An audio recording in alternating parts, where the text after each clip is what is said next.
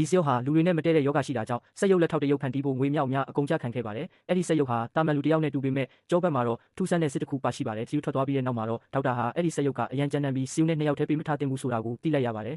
အဲ့ဒီအချိန်မှာပဲဒေါက်တာဟာသူ့ရှိကပါဆယ်လာပို့တဲ့မိန်းကလေးကသူ့လှုပ်ထားတဲ့စက်ရုပ်နဲ့တပုံစံနဲ့တူနေတာကိုသတိထားမိသွားပါတယ်ဒါနဲ့အလောတကြီးပဲဒေါက်တာဟာအဲ့ဒီမိန်းကလေးကိုဆက်ရှိမှစက်ရုပ်ဖြစ်ဟန်ဆောင်ခိုင်းဖို့ငှားရမ်းလိုက်ပါတော့တယ်သူမဟာစက်ရုပ်လိုနေသားကြဖို့နာကျင်မှုတွေကိုအောင်ရဲပြီးခံခဲ့ရပြီးနောက်ဆုံးမှာတော့ပလင်းနဲ့ခေါင်းကိုရိုက်ပြခဲ့ရပါတယ်ဒါပေမဲ့နောက်တစ်စက္ကန့်မှတင်သူမသတိမေ့သွားခဲ့ပါတယ်ကံကောင်းထောက်မှတ်စွာပဲချက်ကတော့ဒါဟာစက်ရုပ်ရဲ့စနစ်ပိုင်းချိုးယွင်းသွားတာလို့ပဲထင်သွားခဲ့ပါတယ်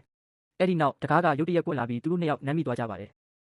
စက်ရုပ်ရဲ့အသားအရည်ကဘာလို့ဒီလောက်တောင်လူညံ့နေရတာလဲလို့စီယုကအံ့ဩနေတော့မှပဲဝန်ထမ်းတစ်ယောက်ကသူ့လက်ကိုမတော်တဆထိမိသွားပါတယ်နောက်တစ်စက္ကန့်မှာပဲစီယုဟာလူနဲ့ထိမိတဲ့ဓာတ်မတည့်မှုဝေဒနာကြောင့်ဆိုဖာပေါ်မှာတင်သတိမေ့လဲကျသွားပါတော့တယ်မိန်းကလေးဟာစင်မှာလဲသူမရဲ့သမီးလေးလိုပဲလူတွေနဲ့မတည့်တဲ့ယောဂရှိနေတာကိုသိပြီးအံ့ဩသွားခဲ့ပါတယ်ဒါပေမဲ့စီယုကဘာဖြစ်လို့သူမနဲ့ကြမှာဓာတ်မတည့်တာမျိုးမဖြစ်ရတာလဲဆိုတာကတော့စဉ်းစားစရာပါပဲ